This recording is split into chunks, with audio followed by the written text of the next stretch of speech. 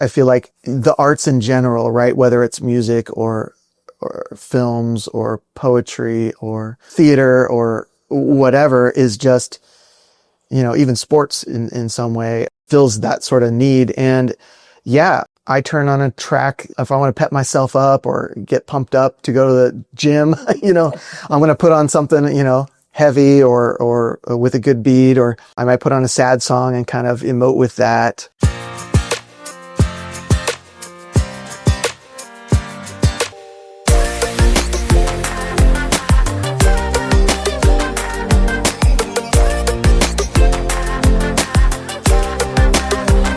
Hello and welcome. Thank you for joining me on the Gift of Need podcast. I'm Jude Demeglio-Trang, author and observer of human need in society.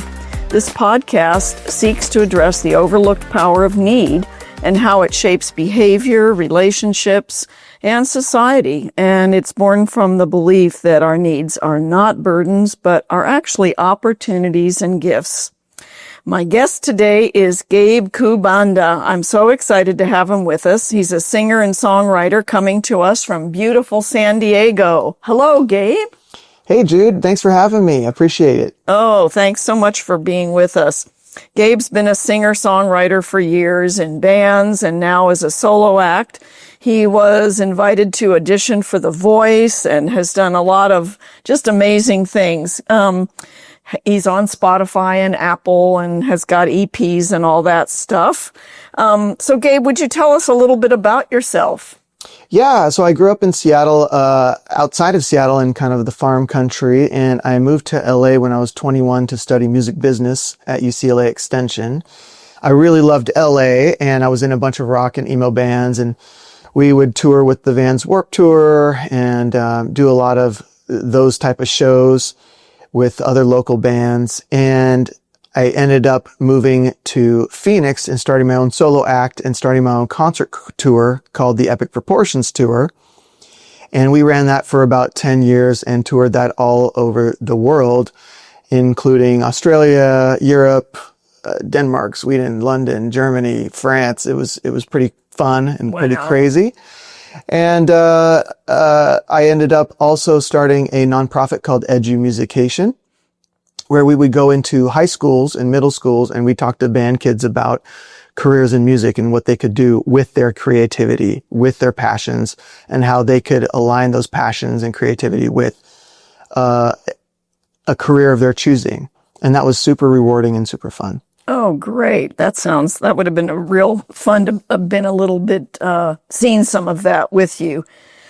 Well, as you can probably guess, today's topic is musicians and songwriters, specifically in the context of human need.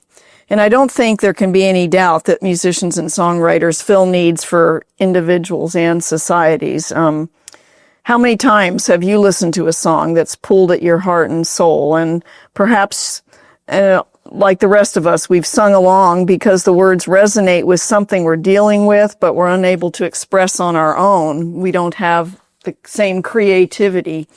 I think Gabe will give us all some insights that we can relate to. Gabe, did you always have a love for music? And if so, where do you think it came from? Yeah, I think I've always had a love for music, and I'm sure it came from my parents spinning records back in the house, classic records, a lot of Motown, the Jackson 5, Michael Jackson, a lot of early rock and roll, Hendrix, Eric Clapton, those type of just amazing artists. And my dad was a drummer in church, and my mom was playing guitar and singing in church, and they were in some bands and various groups when they were younger as well. And so there was always a drum kit lying around or a guitar lying around, and I just felt drawn to it. Well, when did you start playing guitar and then writing songs? What era was that for you in your life? I think I started playing guitar in my early teens. I had an uncle who was really influential, sneaking me Nirvana cassettes and stuff that I my parents wouldn't let me listen to back in the day.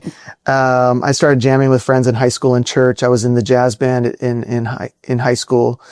And then it progressed on to, little garage bands in Seattle, playing in the Christian rock circuit, with churches and youth groups and stuff like that. And then rock bands in LA. Are you still part of a band? I'm not a part of a band. I've been a solo artist for a while now. And one of those things that I miss is having that creativity from others influencing your songs and seeing where those could go. Being a solo artist is great and you get to make all the choices, but having other bandmates interject their opinions or coming up with something that you never would have thought of, I thought was really cool for the creative process because it always ended up somewhere much different than where you originated, where the seed came from. I think you think of all those great partnerships, Lennon, McCartney, Simon and Garfunkel, those kind of things, I don't think you can duplicate that kind of creativity, on your own. I think really that sense of connection with another person and that, kind of one sharpening the other, really getting the feedback. So, and along with that though, as being a solo artist, I've found that companionship in producers. So when I bring in a demo to a producer and I say, hey, what do you think about this? But I'm really not sure about the bridge or this bass line. I put in a throwaway bass line or a drum kit or something. Sometimes a producer will surprise you and come back with something really cool that they were inspired off from your song. And then it inspires you in turn. And so you do get that kind of camaraderie input into the song and it makes it better. Yeah, the synergy. Isn't that interesting? Well, what inspired you to become a singer-songwriter? I think it was a combination of a lot of things. I was pretty introverted. It was really hard for me to make friends. I was pretty quiet. I still am actually, but I think writing songs was a good way to express deeper feelings than what I could just tell somebody or emote. I guess that was my way of emoting. And it was just that thing that I could do for myself. And I didn't have to have anybody else around. I think that is true with so many areas of creativity. Our own inner need finds expression in outward action. Do you think the need to be alone is actually a gift that benefits others because it pushes you to those places where you create, and in this specifically where you create songs? 100%. You can write songs. You can write songs together with people and be in a group setting. You can be in the studio with a bunch of people vibing and hashing out ideas and stuff. But I think the real personal, introspective, meaningful stuff comes out when you're alone, when you're with your thoughts. And those songs end up being the ones that speak more to people, in my opinion. Yeah. I'm a pretty social person, but I am an introvert. I need more time alone than my extrovert husband and friends. It's how I recharge my battery. And I spend a lot of time in my own head, but music and songs tend to take me out of my thinking mode and into my feelings. Yip Harburg, the man who wrote the lyrics to Over the Rainbow for The Wizard of Oz, P.S., my favorite movie, said this: words make you think a thought, music makes you feel a feeling, a song makes you feel a thought. I just love that because it says in a few words exactly how what we now know, the science of music, because he's pointing out how music engages the left and right sides of our brains differently. And I think way before it was commonly known, right? Back in the 30s, our right brain is the subjective artist side and it focuses more on melody. Our left brain, the analytical side, processes language and rhythm, which I find is interesting. I kind of would have thought that rhythm was on the other side with melody, right? So when there's lyrics with the music, i.e. a song, then it uses both sides of our brain and adds an additional emotional connection.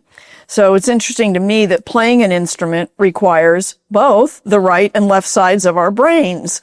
So knowing that, how do you approach writing a song? Going from, do you start with the music and then add the lyrics? Do you start with the lyrics? Do they come together? How does that work for you? Oh, you never know. You never know. Sometimes it'll come, you'll get like a little melody idea, or a lyric idea, or just an idea in general of a concept of something like, oh, people should be nicer to others, like something, or man, I should really appreciate a sunny day more than I do right now, or something like that. Or it could come from experiences. I've written songs kind of looking from the outward, looking in on, maybe a friend's relationship with his girlfriend and why they broke up or what the problems they were having. And I'm like kind of empathizing with that and kind of feeling those emotions and writing a song about that, even though it wasn't myself to begin with that was going through that scenario. But it really is interesting. You never know what's going to come first. I could be jamming on my little guitar, come up with a little ditty or a cool little riff, and that'll turn into something, or maybe it'll turn into something 20 years from now. You never know. And vice versa with lyrics. Sometimes lyrics can fit into other spaces as well. So it's really interesting. I will say the more that you focus on it and dedicate to it and practice, journaling, writing a diary, writing songs, whatever they may be, even if they're horrible, it's just working that muscle. Mm-hmm. Well, in thinking about songwriting duos where one person writes the lyrics and another one puts it to music, it seems to say something about each of their unique personalities and gifts. I mean, clearly there are some people that can do both and do them really well. But do you think that it is a lot of personality aside from the parts of the brain that function pretty much the same for all of us, where there's, melody on one side and language and rhythm on the other? Personality's got to fit in there somewhere, right? Oh yeah. And I think personality is hugely based on experience as well. So everyone's experiences are different. Everyone's upbringing is different. And thus everyone's take on a song or thoughts or emotions are going to be completely different. And so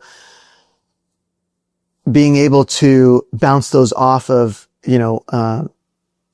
another person's experience and to blend those together in a unique way, it's pretty amazing when it clicks. Yeah, I was just kind of thinking like Rodgers and Hammerstein. I mean, those kind of people that, clearly one of them had a stronger left brain with the language and the rhythm, and the other one had the melody, When I was singing with my sister Susan, I was the main songwriter, and because words and language are my thing. But what's interesting about that is that I don't have very good rhythm, and Susan had really great rhythm. I hear melody, and I don't hear rhythm. So I've got the right side and the left side, but I don't have that part, the rhythm part, which is interesting. So Susan always took care of the rhythm and helped keep us on track. So how about which musicians have influenced your style? I mean, you mentioned some before that you heard around the house. I know, hearing music from all different genres is really important for people. Like I grew up hearing my dad work in his study later at night. He'd do his paperwork, and I'd hear he was big into classical music is what he would work to. Now he loved big band. He loved jazz. He loved that kind of stuff. He didn't like rock and roll. He thought, that was after his time. But, I think that really all goes into the mix. So for you, who would you say are your biggest influences on what your songs are like today?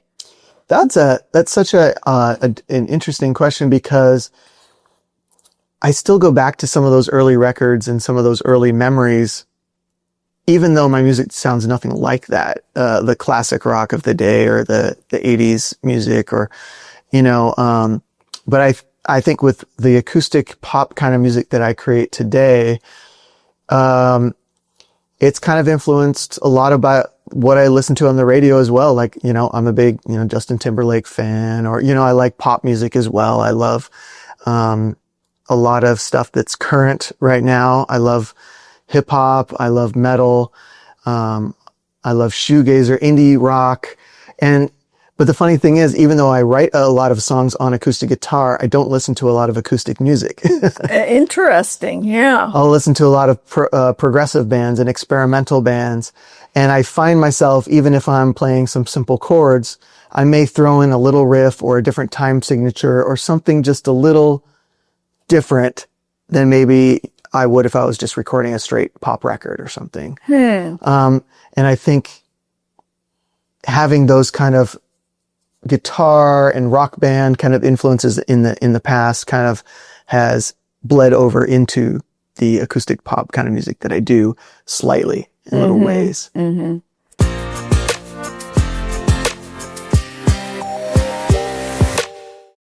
Where do your creative juices come from? Like, is it a certain location, such as a favorite room or the beach, or is it a time of day?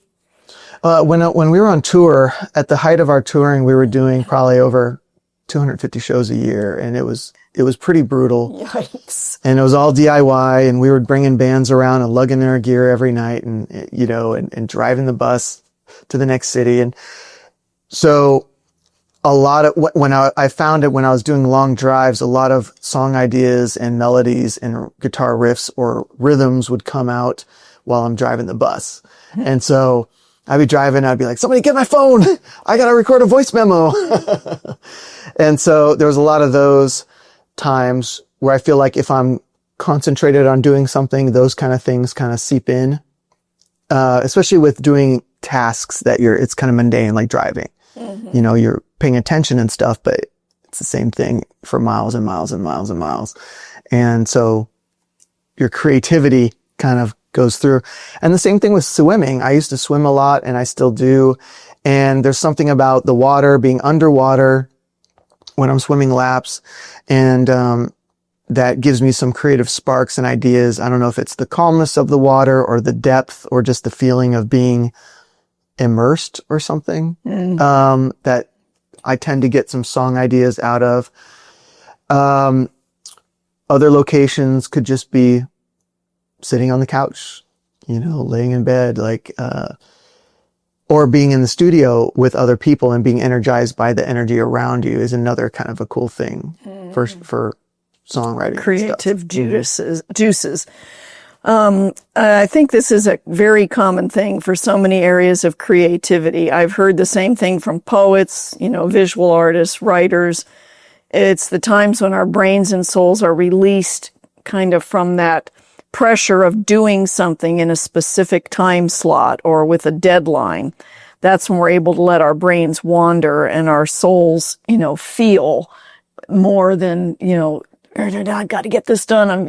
How can you create under that kind of pressure? You just can't, right?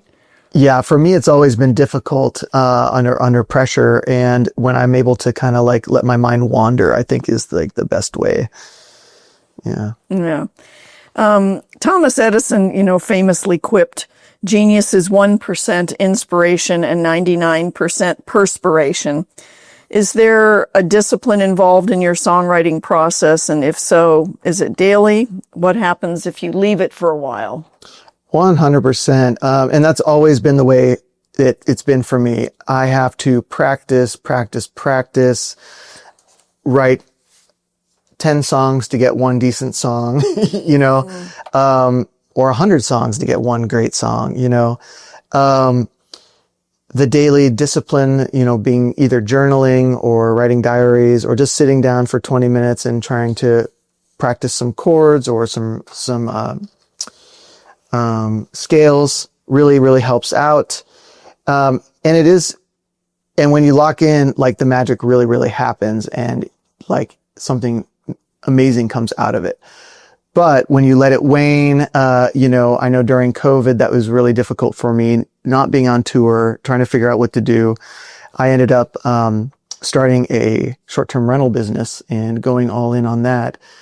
And I've seen how my creativity had gone away from the auditory and the lyrical and the melodical into visually setting up Airbnbs and short-term rentals. And then now that I've kind of established that business and I'm able to pull myself back from that, my musical creativity has started to come back as well, because it's something weird with my brain. My brain kind of shifted that creativity to the visual and setting up a business and that more entrepreneurial aspect. And then now that that's more solidified and running mostly by itself, my brain is coming back to that creativity on the musical side. You've got some space in your brain, where it's not totally absorbed by a to-do list. And, other artists have affirmed this to me, that, we do have to show up so that the creation can show up, and you've got to make the space to show up. And that's, I think all artists know too well also that discouragement is constantly, biting at our heels. That's our inner critic, who's more critical than almost anyone else. There's the constant draw to compare ourselves to others, who have made it in our field and who are held up as an icon or a standard. They can just ruin your creativity, right? There's the fear of failure that, what we've created will never see the light of day. So, do you deal with discouragement, and are some of your best songs then written from those places of discouragement and need? Oh, 100%. I think if everything was rosy every day and there's no challenge, I think that would be really difficult to write songs. The fear of failure is there in everything, right? It's just, what are you going to do about it? Are you going to let the fear take you over and become stifled and, like a stone? Or are you going to try to work your way around it or figure out a way to break through? And that's always with any artist or any band I've worked with, or anybody on the road. We all have those moments of doubt and discouragement and desperation. And a lot of songs come out of desperation or grief or strife or tension or conflict in some sort of way. And it's kind of interesting though, when you let go of that fear and just let the songs go and not be so worried about them, interesting things happen with them. I've had songs that I thought nobody liked, and then a DJ in France picked it up and turned it into an EDM song, and it hit the charts in Germany on some club charts. That's something. Or, every once in a while I get a check from Brazil because they're using my songs down there in a shopping mall. Oh my goodness. I'll get a wire transfer from Brazil. I'm like, is this a scam? Oh no, it's a couple songs I wrote 15 years ago. Oh my goodness.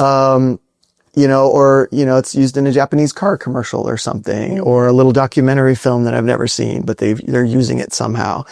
And it's interesting when music, the initial thing that you wrote takes on a different life of its own and does something completely different to a different audience or in a different part of the world. And you're like, wow, that is really, really cool how it kind of transcended your basement where you wrote the song, or the studio, or wherever, right, or the front bus seat when you're driving across country. Right. Yeah, and think about that. The initial, whatever the discouraging or distressing circumstance in your life was at that time, that then caused your need to get it out there, and then it, like you said, it took on this other whole life. And I think someone asked me, well, what do you mean by the gift of need? Like, I'm not really getting it. And I said, well, I think with music and songs is a good example. Humans need to have songs. We need music in our life. And there's, all the statistics that talk about singing alone is wonderful, but singing with other people is the big thing that releases the oxytocin, right? We need it for our physical bodies and our soul and our mind health. And in that, us having that need, there's somebody else like you who has the need to write and get the feelings out. And when you respond to your own need and create something, it's turned into a benefit for the rest of us. And it's, a give. It's just, I think that's the gift of finding that place in our lives for each of us where we have need that matches up with our personality, our creative ability, all that, it kind of goes together. So Yeah, it's very symbiotic. It's the circle of life. yeah, there you go.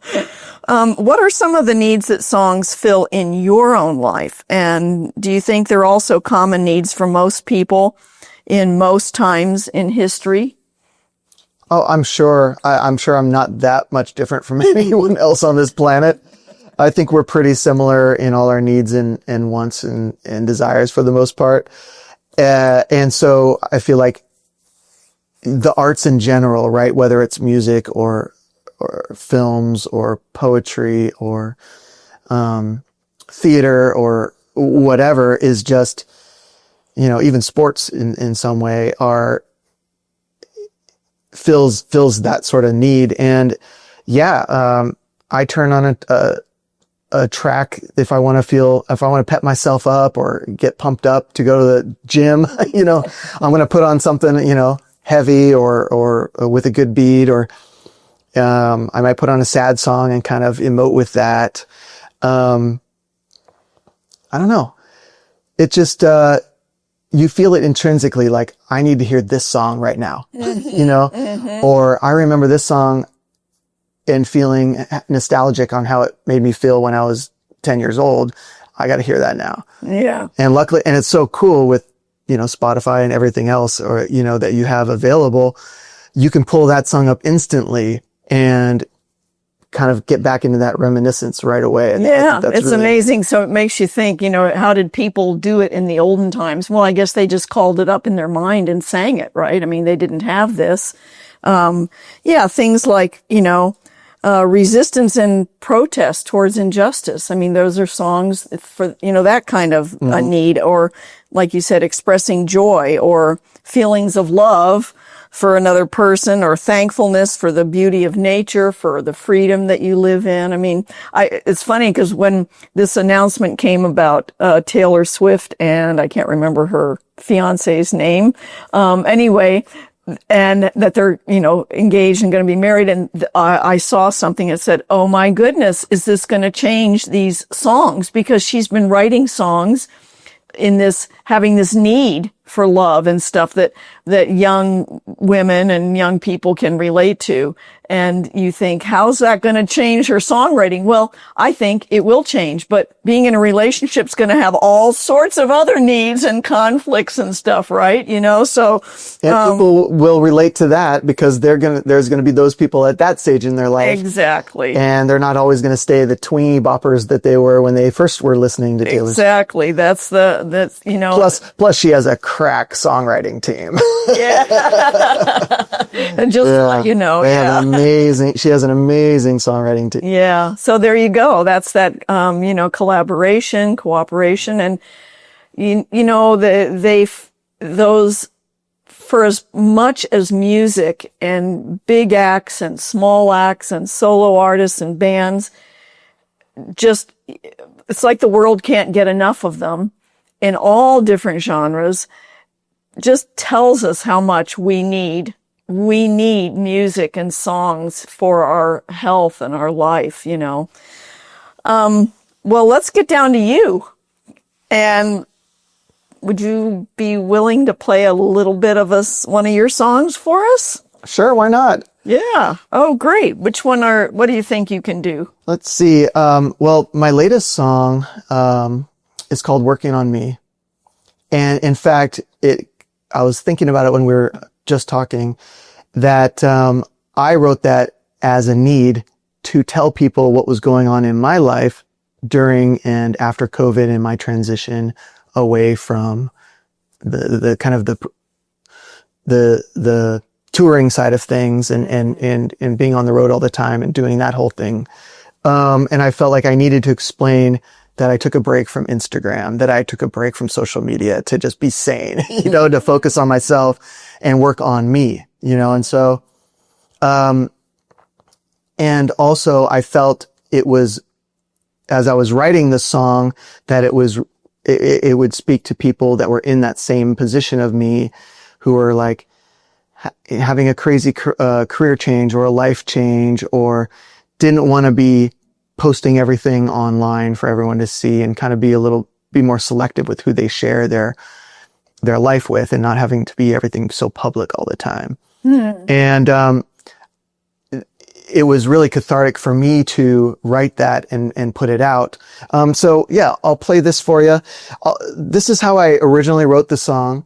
And if you go to Spotify or Apple or iTunes or wherever and you listen to the full version, it's really cool, the full version. But and it's very, very different. But this is the stripped down how I originally wrote the song. Great. I'm excited. So this is called Working on Me. People say where you been, where you living now. Off the grid, off the gram, haven't seen you around. Laying low for my soul, had to figure out what I need, what I want, who I care about. I believe it's a sin to stay miserable, 'cause we can change, we can grow, we can fix it all. Used to be so naive, but we got our principles. You know I slipped up, gave a lot, loved too many and then forgot. Lived in the moment, was scared a lot, loved by many but then forgot. You know I won some, lost a lot, blood from my knuckles in battles fought. One step forward, step back a lot, but lately I've been working on me. Working on everything in between. Working on me. Perfecting the good that we can't see. Working on me.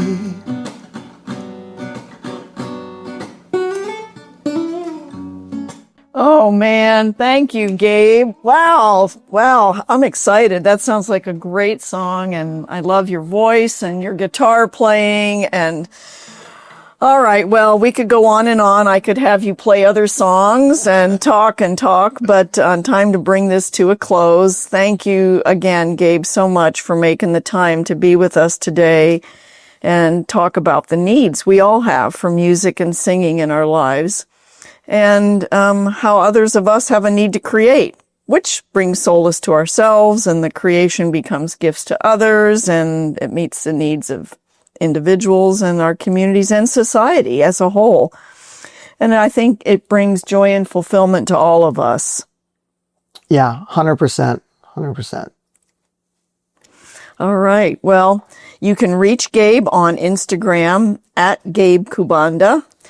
The great music that you're hearing now was written and performed by Gabe Kubanda at Kubanda Music. And of course, you can find him on any streaming service. The engineer is Ray Engineering from 3rd Street Productions in Tucson, Arizona. Please consider following and rating this podcast and sharing it with your friends and family, and subscribing to my free Substack newsletter, and leave a comment or review. I would love to hear from you. Bye. Bye.